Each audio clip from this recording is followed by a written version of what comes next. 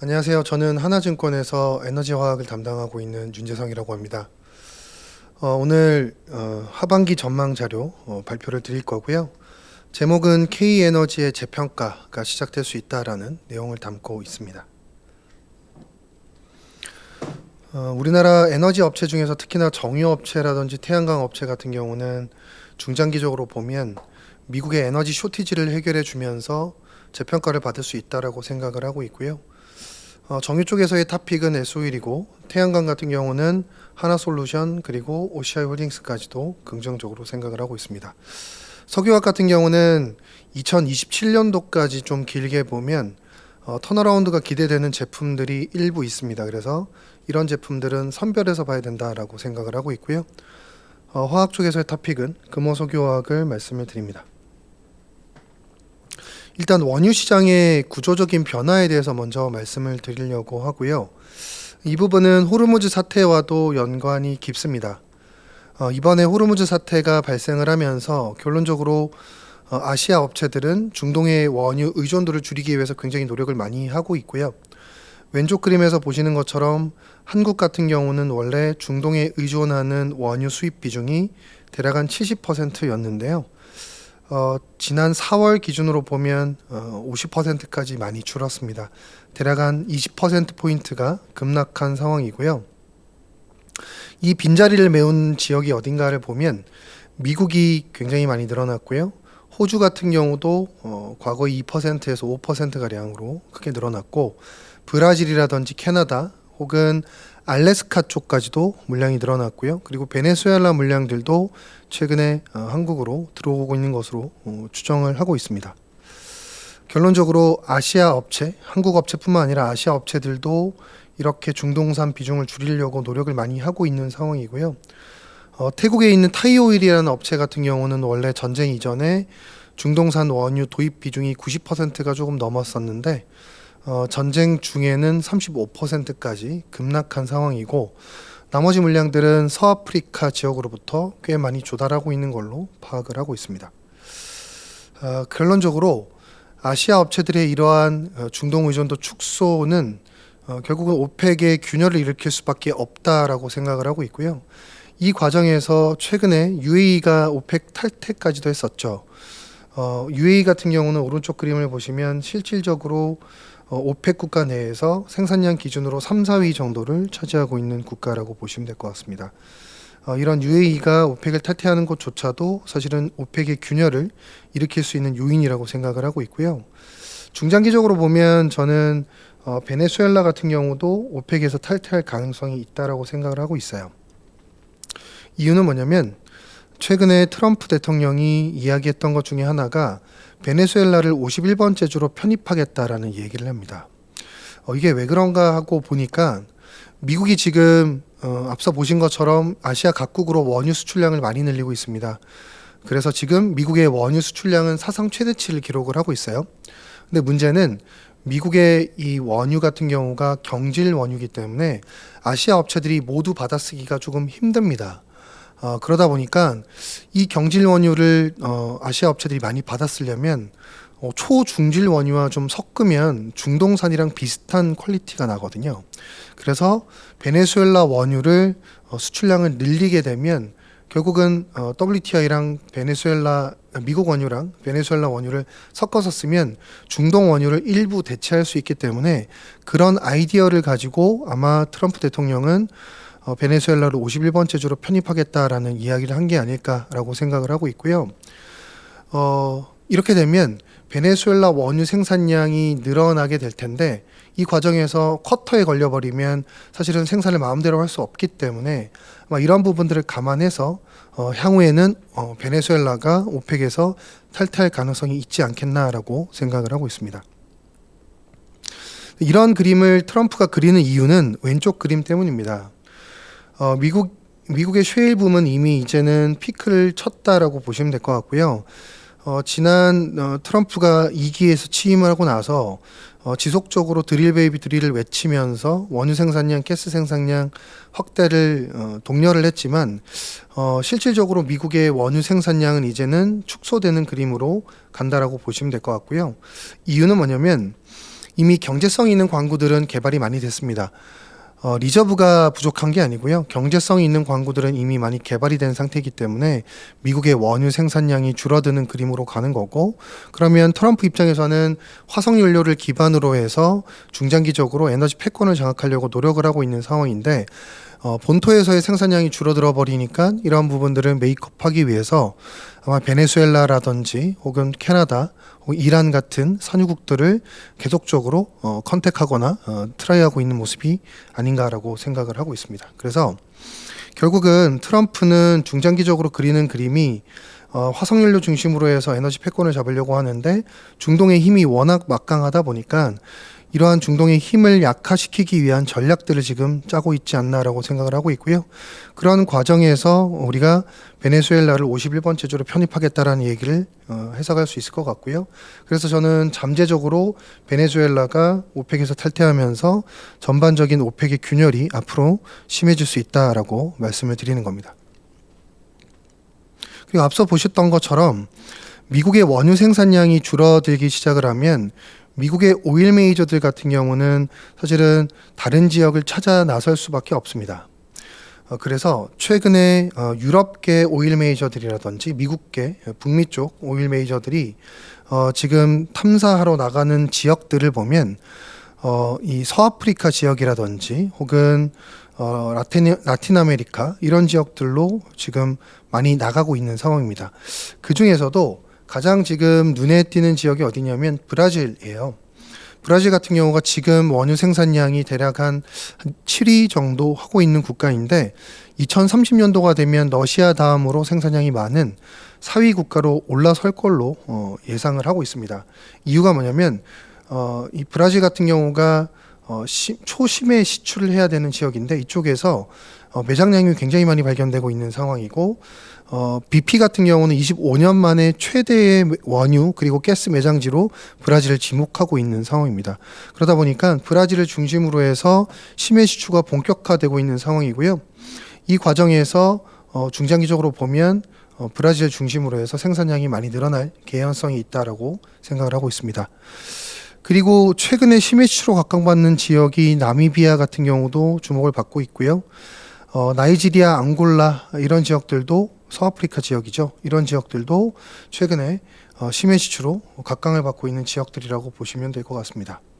그래서 결론적으로 브라질이라든지 나미비아 같은 지역들이 향후에 생산량이 많이 늘어나는 지역이 될 텐데 이런 지역들은 오펙 국가가 아니에요. 그러니까 중장기적으로 원유 생산량이 늘어나는 지역들도 오펙 국가가 아니다 보니까 전반적으로 이 글로벌 원유 시장의 흐름을 봤을 때 오펙의 영향력은 중장기적으로 약화되는 그림이 불가피하다라고 말씀을 드리는 거고요. 이게 이제 지난 15년 동안에 있었던 쉐일 붐이 막을 내리면서 나타나는 구조적인 변화라고 생각을 하고 있고요. 이런 구조적인 변화가 결국은 우리나라 화학업체나 정유업체에게 있어서는 굉장히 중요한 변화다라고 말씀을 드리는 겁니다. 그래서 제가 최종적으로 드리고 싶은 원유 시장에서의 변화는 왼쪽 차트를 보고 말씀드릴 수 있을 것 같아요. 녹색 선을 보시면 되겠는데요.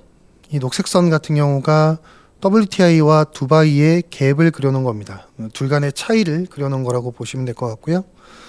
원래는 WTI가 좋은 기름입니다. 그러다 보니까 2000년부터 2009년 정도까지는 두바이 대비해서 비싸게 거래가 됐었습니다. 그런데 2010년부터를 한번 보시면 WTI가 두바이 대비해서 꽤 많이 디스카운트가 되기 시작을 했고요. 아마 평균적으로 한 6불 정도가 디스카운트 된 걸로 알고 있습니다. 가장 핵심적인 이유는 미국의 원유 생산량이 가파르게 늘어나면서 디스카운트가 되기 시작을 한 거고요. 이 얘기는 미국의 정유사들 같은 경우는 상대적으로 저렴한 원유를 가져다 쓰면서 굉장히 높은 마진을 누렸다라고 해석하실 수 있을 거고요. 반면에 아시아 같은 경우는 과거에는 상대적으로 저렴한 원유를 썼지만 지난 15년 동안은 비싼 원유를 가져다 쓰면서 상대적으로 마진을 덜 벌 수밖에 없었던 그런 국면이 지난 15년 동안 펼쳐졌었다라고 보시면 될 것 같습니다. 그래서 이러한 이 WTI 디스카운트의 결과가 결국은 오른쪽 그림인데요. 오른쪽 그림을 보시면 앞에 있는 세 개의 막대가 미국의 정유업체의 밸류에이션입니다. 대략 한 3배에서 4배까지도 밸류에이션이 형성되어 있는 것을 확인하실 수가 있는데요. 이 업체들이 설비가 좋냐라고 하면 사실 되게 오래된 설비고요.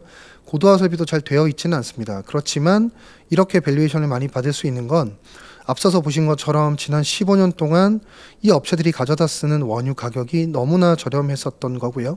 상대적으로 너무 저렴했던 거고 그러다 보니까 이 구간이 15년 동안 이어지면서 누적된 이익들이 배당으로 계속 배당으로 계속 주주 환원이 되고 하면서 밸류에이션 자체가 리레이팅이 된 그런 사례라고 보시면 될 것 같습니다.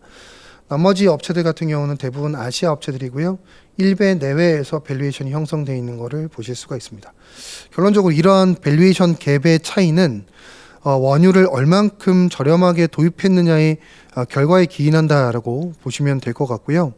이러한 밸류에이션의 차이가 향후에는 좁혀질 수 있다라고 말씀드리는 거고, 이렇게 좁혀질 수 있는 근본적인 원인이 왼쪽에서 다시 한번 보시면 이제는 WTI가 저렴해지고 WTI는 비싸지고 두바이유는 저렴해질 수 있다라고 말씀드리는 겁니다. 근본적인 원인은 미국의 셰일 붐은 이제 끝났다라는 거고, 오펙은 앞으로는 이 시장에 원유 시장에 있어서 영향력이 약화되면서 저렴하게 원유를 줄 수밖에 없는 상황으로 흘러가기 때문에 다시 한번 2000년부터 2010년까지 있었던 WTI가 비쌌던 이런 국면들이 다시 한번 재현될 수 있다라고 생각을 하고 있습니다. 이거는 결국 호르무즈 사태가 당연히 끝나야지만 나올 수 있는 그림이고요. 호르무즈 사태가 끝난다라고 하면 이제는 WTI와 두바이 간의 가격 재역전이 나타날 수 있고, 이런 부분들이 아시아 정유사와 미국 정유사 간의 밸류에이션 갭의 차이를 좁혀줄 수 있는 근본적인 원인이 될 수 있다라고 말씀을 드리는 겁니다. 그래서 지금까지 말씀드린 부분들은 원유 시장의 구조적인 변화가 어떻게 아시아 업체들 그리고 한국 정유화학 업체에게 영향을 줄 수 있는지에 대한 부분들을 말씀을 드린 거고요. 지금부터 말씀드릴 거는 정유 쪽에 대해서 말씀을 드리도록 하겠습니다. 왼쪽 그림을 먼저 보시면 전쟁 이전에 정제 마진이 대략 한 10불 정도였는데 지금 현재 기준으로 30불 정도를 기록을 하고 있습니다. 스팟 기준으로 마진을 그려놓은 거고요. 이 얘기는 유가도 많이 올랐지만 석유 제품 같은 경우는 유가보다도 훨씬 더 많이 올랐다라는 것을 반증하는 사례다라고 보시면 될 것 같고요. 이렇게 유가가 오르지만 제품 가격이 오를 수 있었던 근본적인 배경은 시장 자체의 수급이 워낙 빠듯했기 때문이고요. 얼만큼 빠듯했는지는 왼쪽 차트를 보시면서 파악하실 수가 있습니다. 까만 점으로 보시는 게 글로벌 정제 설비의 순증설을 나타내는 건데요. 지난 2021년부터 보시면 파란색 영역으로 보시는 수요 전망치보다도 까만 점이 아래에 있는 걸 보실 수가 있습니다. 이 얘기는 지난 한 6, 7년 동안 수요 대비 공급이 적었다라는 얘기고요. 그 얘기는 알게 모르게 조금씩 수요 공급 밸런스가 지난 6, 7년 동안 타이트해져 왔다라는 것을 의미한다라고 보시면 됩니다. 올해 같은 경우도 수요 대비해서 공급이 좀 적을 걸로 예상을 하고 있고요. 27년과 28년까지도 이러한 상황들은 지속이 될 수 있다라고 보시면 될 것 같고요. 거기다가 저희가 하나 더 주목해서 보셔야 될 게 이번에 전쟁이 나면서 중동 설비들의 타격이 굉장히 크게 있었습니다. 오른쪽 그림을 보시면 되겠고요. 중동 설비들 같은 경우는 350만 배럴 퍼 데이 같은 경우가 타격을 받은 상태고요. 러우 전쟁 같은 경우도 아직까지 진행이 되고 있습니다. 러시아 정제 설비 같은 경우도 아직까지 드론 공격을 받고 있는 상황이라서 대략 피해 규모가 140만 BD 정도로 파악이 됩니다. 그래서 중동과 러시아 같은 경우 이 실질적인 설비 타격을 받은 설비들이기 때문에 이 규모를 합쳐보면 대략 한 500만 BD 정도가 되고요. 500만 BD 정도면 글로벌 캐파의 5%에 해당하는 규모라고 보시면 됩니다. 앞서서 제가 보여드렸던 게 연간으로 증설이 얼만큼 돼 있는지를 보여드렸었는데요. 올해 같은 경우가 예정돼 있는 증설이 대략 한 글로벌 캐파의 0.6%가 증설이 예정되어 있고, 내년 같은 경우도 대략 한 0.5% 정도가 증설이 글로벌리 예정이 되어 있습니다. 굉장히 이것도 저희가 많은 규모라고 얘기를 하는데요. 방금 말씀드린 것처럼 지금 이번 전쟁을 통해서 설비가 타격을 받은 규모가 5% 정도가 되고, 이 설비 같은 경우는 아마 향후 1년 동안은 쉽게 돌아가기가 어려울 걸로 짐작을 하고 있습니다. 그런 것들을 감안해 보면 얼만큼 지금 이번 사태의 피해가 컸는지를 알 수가 있고요. 정상 가동에 걸리는 시간이 꽤 필요하다라는 점까지도 감안해 보면 아마 향후 1년에서 2년 정도는 글로벌 정유 수급 자체가 매우 타이트한 상황이 오랫동안 지속될 수 있겠다라고 생각을 하고 있고, 그 얘기는 정제 마진도 높은 수준에서 유지된다라는 것을 의미한다라고 보시면 될 것 같습니다. 실제로 재고를 한번 보시면 얼마나 타이트한지를 저희가 알 수가 있는데요. 왼쪽 그림이 미국의 휘발유 재고입니다.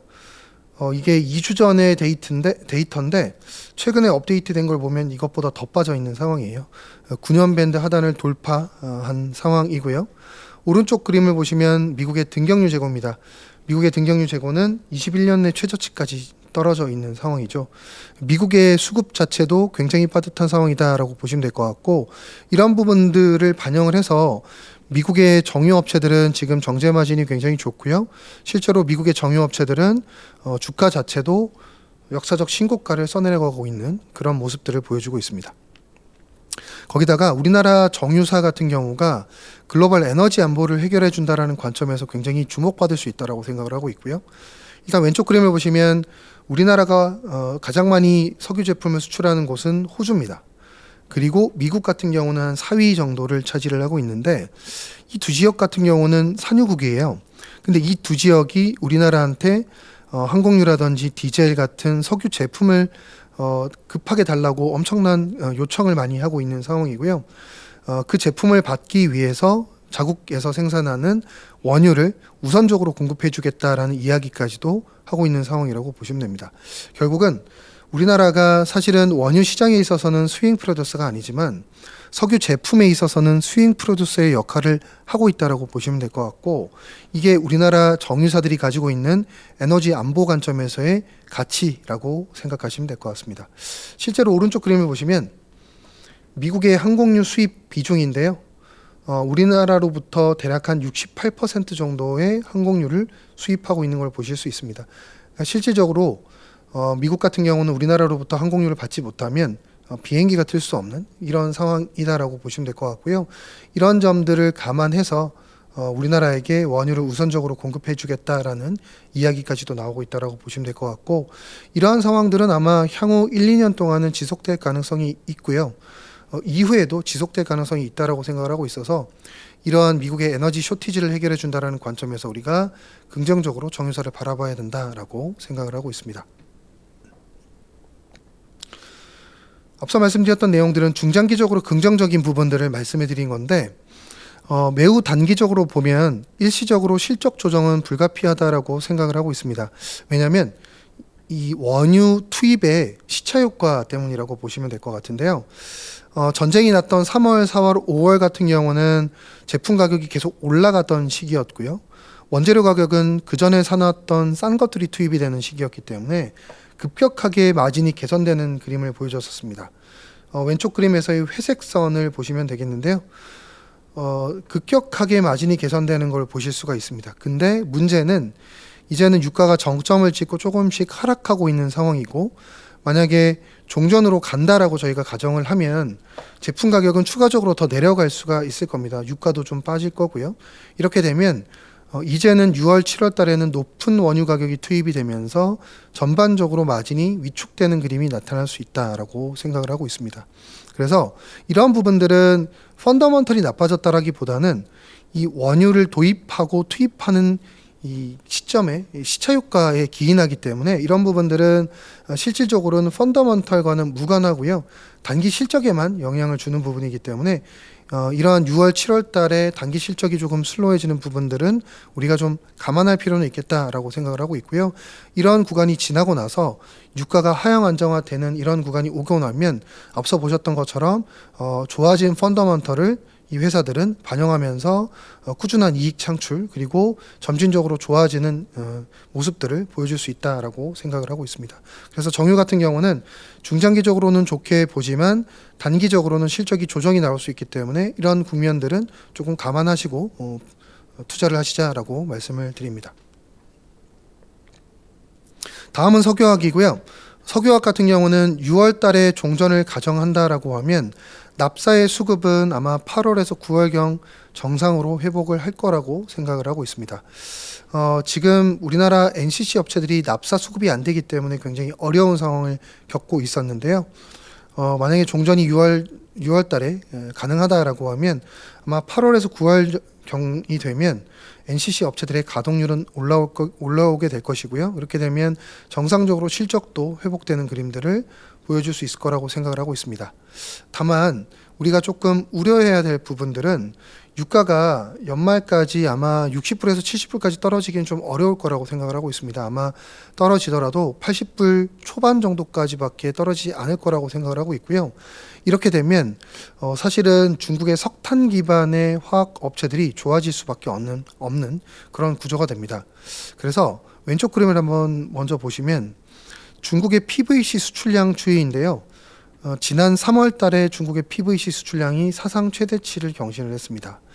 중국에는 석탄 기반의 PVC 설비가 대략 한 70% 정도 차지한다라고 보시면 될 것 같은데요.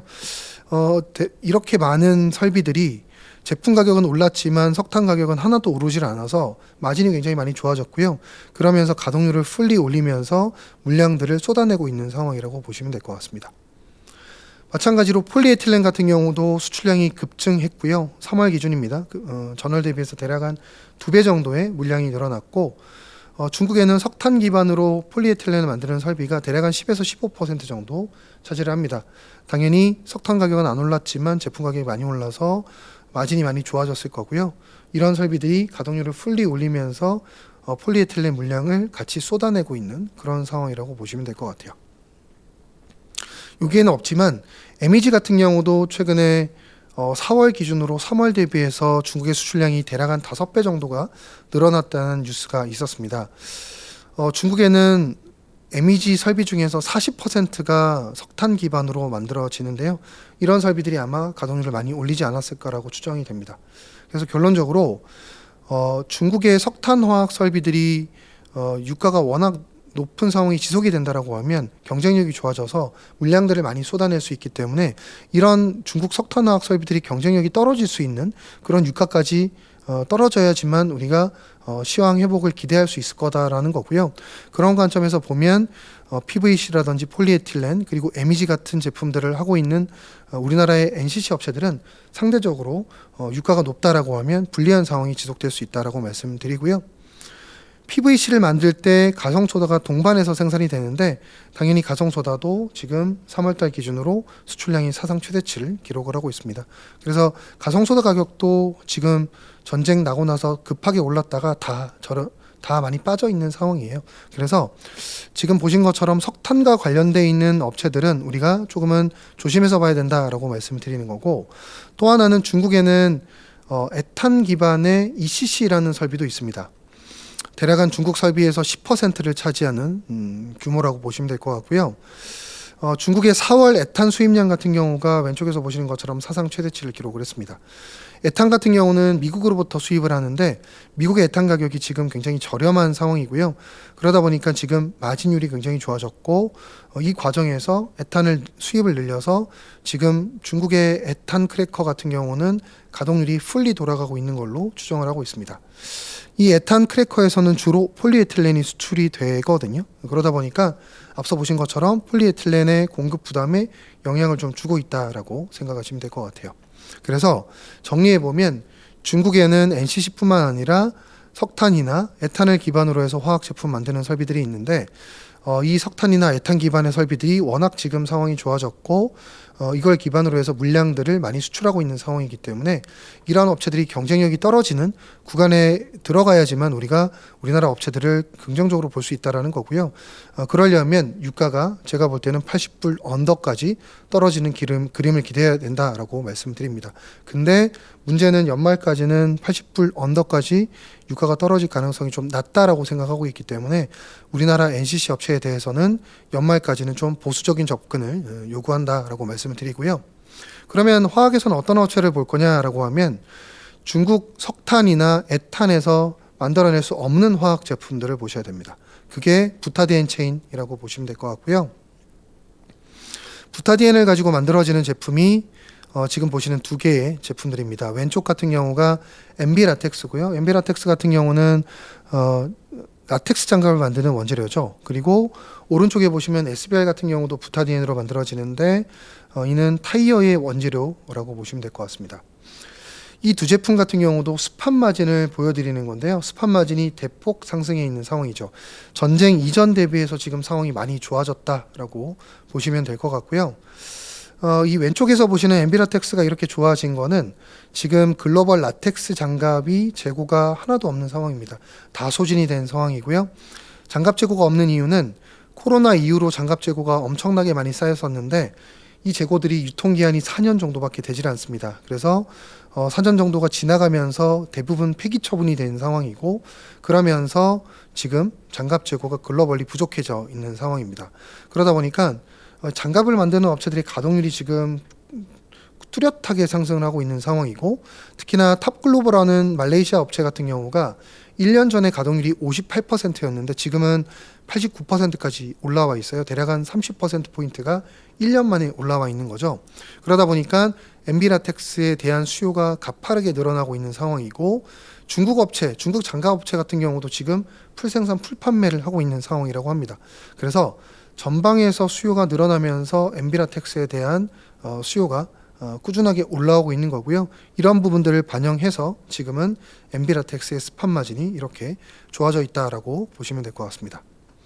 그리고 SBR 같은 경우도 지금 증설이 없는 사이클로 들어갔고 그리고 천연고무가 워낙 가격이 지금 좋습니다. 지금 천연고무가 대략 한 10년 내 최대치의 가격을 찍고 있는데 이 SBR과 천연고무는 서로 대체제이자 보완제 관계이거든요. 그래서 천연고무가 강해지면 SBR에 대한 수요도 늘어날 수밖에 없습니다. 그래서 SBR도 지금 전쟁 이전 대비해서 마진이 확대되어 있는 상황이라고 보시면 될 것 같아요. 그래서 이 지금 보시는 두 개의 그림, MB라텍스와 SBR 같은 경우는 중장기적으로도 증설이 제한되어 있는 국면이고요.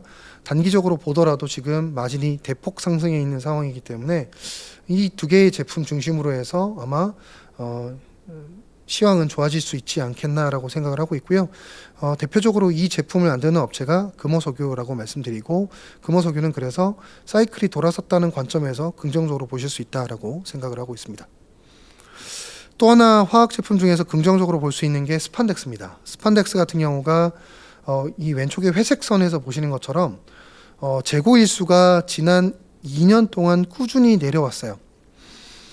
과거에 재고 일수가 대략 60일까지도 갔었는데요. 지금은 26일까지 떨어졌으니까 재고가 크게 감소했다라고 보시면 될 것 같고 전쟁과는 무관하게 재고가 계속 떨어져 있는 상황입니다. 이유는 지난 수년 동안 중국의 스판덱스 증설이 너무도 많았었는데 이러한 증설들이 이제는 일단락 되는 국면으로 들어가고요. 일부 업체들 같은 경우는 파산하기 시작을 하면서 전반적으로 수급 자체가 빠듯해지기 시작하면서 재고가 이렇게 내려왔다라고 보시면 되겠고요. 녹색으로 보시는 중국 가동률 같은 경우는 지난주 기준으로 89%까지 올라와 있는 상황입니다. 과거에 굉장히 좋았었던 국면과 비슷한 정도까지 지금 가동률이 올라와 있다는 걸 감안해 보면 전반적인 중국의 스판덱스 수급 자체가 굉장히 빠듯해졌다라고 보시면 될 것 같고요. 향후 한 2, 3년간을 놓고 보면 그 중국 중심으로 해서 스판덱스 증설이 대략 한 4에서 5%밖에 매년 있지가 않습니다. 근데 스판덱스의 수요는 매년 9%, 10%가량 늘어나거든요. 그러다 보니까 수요 대비해서 공급이 적은 사이클로 향후에는 들어간다라고 라고 보시면 될 것 같고, 이거 자체가 매년 수급 밸런스가 좋아진다는 걸 의미하고요. 이 얘기는 결국 스판덱스 가격도 반등할 수 있다는 것을 의미합니다. 실제로 왼쪽 그림을 한번 보시면 2021년과 22년도에 이 스판덱스 업황은 굉장히 좋았었고요. 그 이후에 수많은 업체들의 증설이 이어지면서 다운사이클을 대략 한 4년 가까이 겪었었는데요. 이런 업체들이 이제는 파산하고 증설도 잠잠해지는 국면으로 들어가면서 스판덱스 가격이 이제는 바닥을 찍고 올라오는 것을 확인하실 수가 있습니다. 그래서 향후 2, 3년을 놓고 보면 스판덱스 같은 경우는 우상향할 수밖에 없는 그런 사이클로 들어간다라고 생각을 하고 있고, 이 제품을 만들고 있는 효성 TNC 같은 경우도 이제는 긍정적으로 볼 수 있는 상황으로 가고 있다라고 말씀을 드릴 수 있을 것 같습니다. 그래서 화학 안에서는 이렇게 제품별로 업황이 다르기 때문에 선별적으로 투자해야 된다라고 말씀을 드리는 거고, 이 화학 제품 중에서 좋게 보는 제품은 합성고무나 스판덱스를 좋게 보고요. 이 제품을 만드는 금호석유라든지 효성 TNC 같은 경우는 중장기적으로 좀 사이클이 돌아설 수 있는 그런 관점에서 길게 투자를 하시는 게 맞지 않겠나라고 말씀을 드립니다. 마지막으로 태양광인데요. 태양광은 간단하게만 말씀드리겠습니다. 미국의 태양광 가격이, 모듈 가격이 최근에 반등을 뚜렷하게 하고 있는 상황입니다. 오른쪽 그림을 보시면 탑콘 가격도 최근에 조금씩 올라오고 있고, 특히나 모노포크 가격은 추세적으로 상승하고 있는 상황이고요. 이렇게 가격이 올라가는 이유는 OBBBA 법안이 올해부터 본격적으로 시행이 되면서 미국 내에서 중국 제품들을 배제하기 시작을 했고요. 이 과정에서 중국산이 아닌 제품들에 대한 프리미엄이 붙어가는 그런 상황들이 연출되고 있다라고 보시면 될 것 같습니다. 거기다가 지금은 수요도 좋아진 상황이에요. 실제로 원래 데이터 센터가 중동에 많이 지어질 계획을 갖고 있었습니다. 근데 이번에 이란 전쟁이 나면서 중동에 지어지려고 했던 데이터 센터들이 대부분 미국으로 유턴하기 시작을 했고요. 이 과정에서 가스 발전이 지금 워낙 병목이 걸려 있는 상황이기 때문에 이제는 이 데이터 센터가 유턴하면서 태양광 쪽으로 관심을 가지기 시작을 한 것 같고요. 이 과정에서 태양광 수요가 급격하게 다시 최근에 늘어나는 걸로 생각을 하고 있습니다. 그리고 최근에는 우주 태양광 같은 경우도 주목을 많이 받고 있는 상황이고요. 이 우주 태양광 같은 경우도 중장기적으로 보면 수요의 업사이드가 될 수 있다라고 생각을 하고 있어요. 그래서 지상 태양광뿐만 아니라 우주 태양광까지도 이제는 수요가 붙어주는 상황이 됐기 때문에 전반적으로 미국의 태양광 수요는 우상향하는 그림이 될 수 있다라고 생각을 하고 있고, 특히나 지상 태양광 쪽에서 보면 넥스테라의 CEO가 이런 얘기를 했습니다. 태양광과 ESS를 가지고 초기에는 시작을 하고 후속으로 가스 제너레이터를 붙이게 된다라고 하면 데이터 센터에다가 전력을 공급해 줄 수 있는 이 규모가 4에서 5기가와트급으로 확장할 수 있다는 이야기까지도 하거든요. 그래서 지금은 태양광뿐만 아니라 ESS가 결합된 이런 구조로 지금은 태양광이 주목을 받고 있다라고 생각하시면 될 것 같고요. 이전까지는 미국의 태양광 모듈 시장이 공급 과잉이 굉장히 심했었습니다. 근데 이런 부분들이 이제는 점점 공급적인 부분이나 수요적인 부분들이 해소가 되기 시작을 하면서 전반적으로 수급이 타이트해지고 가격이 올라가는 이런 사이클로 들어갔기 때문에 이제는 태양광 업체들도 긍정적으로 볼 수 있다라고 생각을 하고 있습니다. 그래서 하나솔루션 같은 경우도 긍정적으로 보고요. 하나솔루션에 원재료를 공급해주는 업체가 OCI 홀딩스입니다. OCI 홀딩스도 이제는 좋아질 수 있는 사이클로 들어갈 수 있다라고 생각을 하고 있습니다. 그래서 전반적인 산업 내용들은 다 말씀을 드렸고요. 탑픽 종목만 간단하게 말씀을 드리면 SOE를 탑픽으로 말씀을 드리고요. 중장기적으로 정제 마진 좋을 걸로 보고 있고, 내년 같은 경우는 샤인 프로젝트가 진행이 되면서 추정치가 추가적으로 더 올라갈 수 있다라고 생각을 하고 있습니다.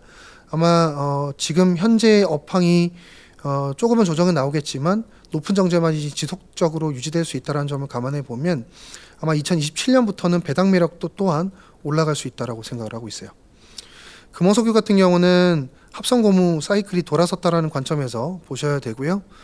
천연고무 가격이나 전반적인 합성고무 가격 전반적으로 강해질 수 있다라고 생각을 하고 있습니다.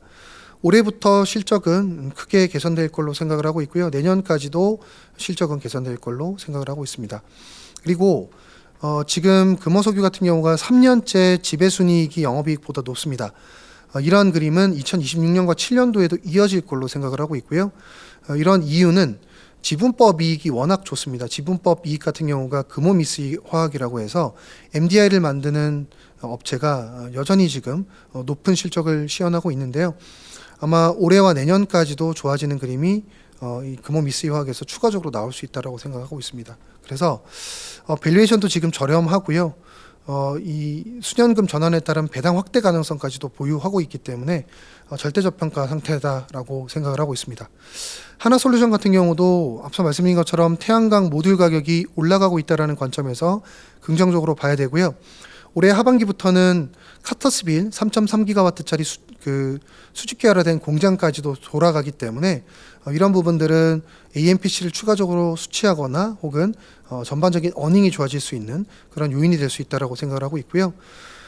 올해 같은 경우가 흑자 전환 영업이익 기준으로 가능하다라고 보고 있고 추가적으로 내년도에도 실적 개선은 가능하다라고 생각을 하고 있습니다. 미국의 에너지 안보 측면에서 보면 중국 태양광 업체 대비해서 높은 밸류에이션을 받아야 된다라고 생각을 하고 있고요. 그런 관점에서 보면 추가적인 업사이드는 더 남아 있다라고 생각을 하고 있습니다. 그리고 OCI 홀딩스 같은 경우도 최근에 이익 보고서를 냈는데 보고서를 아마 참고하시면 좋을 것 같습니다. 그래서 지금은 단기적으로 보면 태양광 업체들이 가장 선호도가 높고요. 중장기적으로 보면 화학업체나 정유업체들 중에서 골라서 좀 보셔야 되지 않겠나라고 생각을 하고 있습니다. 그래서 이 정도로 제가 준비한 내용은 마치겠고요. 시청해 주셔서 감사하다는 말씀드립니다.